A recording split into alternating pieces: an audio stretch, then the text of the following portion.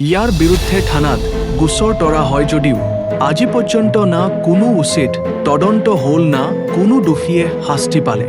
পৰৱৰ্তী সময়ত ৰাইজৰ বহু প্ৰতিবাদ তথা আন্দোলনৰ ফলত পৰৱৰ্তী চৰকাৰে ন্যায়াধীশ কে.এন. শইকীয়াৰ নেতৃত্বত এখন আয়োগ গঠন কৰি দিয়ে, যি আয়োগে 2007 চনত নিজৰ ৰিপৰ্ট দাখিল কৰে। আয়োগৰ নথিপত্ৰত কিছুমান ভয়ংকৰ তথ্য পোহৰলৈ আহিছিল, যি তথ্য এতিয়াও গুগলত উপলব্ধ। এই আয়োগৰ মতে এই হত্যা অভিযান পুলিচ আৰু চৰকাৰী বিভাগৰ কিছু উচ্চ পদস্থ বিষয়াৰ পৃষ্ঠপোষকতাত আত্মসমৰ্পণকাৰী আলফা অৰ্থাৎ সালফা সদস্যৰ দ্বাৰা কৰোৱা হৈছিল বুলি কোৱা হৈছে। আপুনি এই হত্যাকাণ্ডৰ বিষয়ে জ্ঞাতনে কমেণ্ট কৰি জনাব। লগতে ভিডিঅ' ভাল লাগিলে লাইক শ্বেয়াৰ কৰিব তথা ছাবস্ক্ৰাইব কৰিব।